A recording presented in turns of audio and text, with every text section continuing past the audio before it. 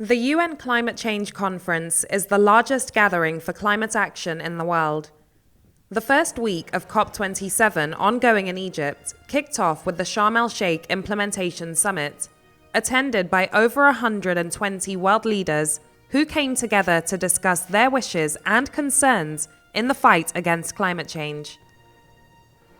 At the start of the Implementation Summit, UN Secretary-General Antonio Guterres stated that humanity is on its way to climate hell. And the clock is ticking. We are in the fight of our lives, and we are losing. Greenhouse gas emissions keep growing. Global temperatures keep rising. And our planet is fast approaching tipping points that will make climate chaos irreversible. We are on a highway to climate hell with our foot still on the accelerator. The geopolitical context which COP27 is taking place against the backdrop of this year is a fragile one. The global food and energy crisis triggered by Russia's invasion of Ukraine and growing US-China tensions have pushed climate change down the political agenda for several countries. This is as the effects of climate change continue to intensify. Leaders from developing and emerging economies urged rich nations who are most responsible for the climate crisis to deliver on promises. We know what it is to put a man on the moon, and now we put in rover on Mars. We know what it is. But the simple political will that is necessary, not just to come here and make promises, but to deliver on them and to make a definable difference in the lives of the people who we have a responsibility to serve, seems still not to be capable of being produced. Africa contributes less than 3% of the pollution responsible for climate change, but is most severely impacted by the ensuing crisis. Africa, and it is therefore only fair and proper that this conference takes necessary measures to recognize Africa's special needs and circumstances. Funding for loss and damage from developed wealthy nations whose historic and current activities have largely contributed to the climate crisis is on the agenda at COP27 for the first time. And although it's not on the official agenda, discussions on gas are ongoing at COP this year, as Europe seeks fresh supplies in the wake of tensions with Russia, and African leaders and negotiators argue that the continent should be allowed to use gas, a cleaner fossil fuel, to support its energy transition. Germany's Chancellor Olaf Scholz warned against a fossil fuel renaissance. We will move away from fossil fuels, no ifs, ands, or buts. There must be no worldwide renaissance in fossil energies. And speaking for Germany, I say this: it will not happen. On climate finance, speaking to activists on the sidelines of COP, French President Emmanuel Macron said non-European rich nations like China and the US need to pay their fair share. We need the United States and China to really be on board. If I were to simplify things on emissions, our battle is for the richest to be present, to pay their fair share, and on this point, let's be clear, I need us to say things: the Europeans pay, but we are the only ones to pay. And US climate envoy John Kerry addressed global leaders, stating that the US is working as hard as it can to deliver President Biden's pledge to provide $11.4 billion a year by 2024 to help developing countries to green their economies.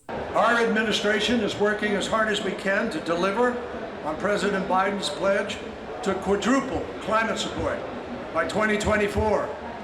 And we are absolutely committed to doing our part. But even as we do that, I know that's not enough money. His speech was interrupted by a climate activist who accused him of promoting false solutions. This is what I was talking about. Campaigners are known to hold demonstrations at annual COP events. This year, there are fewer demonstrations because of a crackdown on protests and dissent in Egypt, but protesters have still gathered outside the venue, even K-pop fans. The first week of COP27 saw South Africa sign a loan agreement with Germany and France for the two European nations to extend €300 million each in concessional financing to Africa's largest polluter. Climate finance is an important aspect of addressing the global climate crisis. However, there are concerns about the path to net zero, creating more debt for developing countries and emerging economies. At the end of this session, to accelerate climate finance and investment in green infrastructure in Africa, the African Development Bank, the AU and partners launched the Alliance for Green Infrastructure in Africa.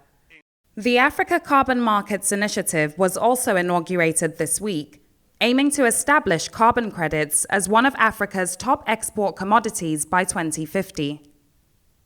And the Sharm el-Sheikh Adaptation Agenda was announced to enhance resilience for 4 billion people living in the most climate-vulnerable communities by 2030. This agenda is a comprehensive, shared agenda to rally global action around 30 outcomes that are needed to address the adaptation gap and achieve a resilient world by 2030. The agenda aims at accelerating transformative action by countries, regions, cities, businesses, investors, and civil society to adapt to the acute climate hazards facing vulnerable communities.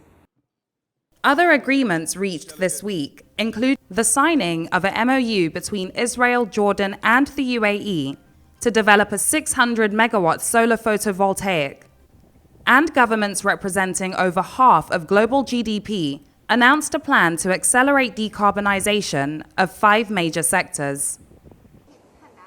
On the race to net zero, Chinese envoy Xi Zhenhua has stated that China is ahead of many developed countries in transitioning to renewable energies. China's renewable energy reached 1.12 billion kWh by the end of last year. What does that mean? It means the combined installed capacity of renewable energy in many developed countries is less than that of China. He also used the opportunity to reaffirm that the US-China climate accord is suspended. When our cooperation was going very well, Speaker of the United States House of Representatives visited Taiwan. She violated China's sovereignty and hurt the feelings of Chinese people, violated the spirit of the 3 China-US joint communiques. So we announced the suspension of climate change cooperation with the United States. But who should be blamed for this? It is the United States.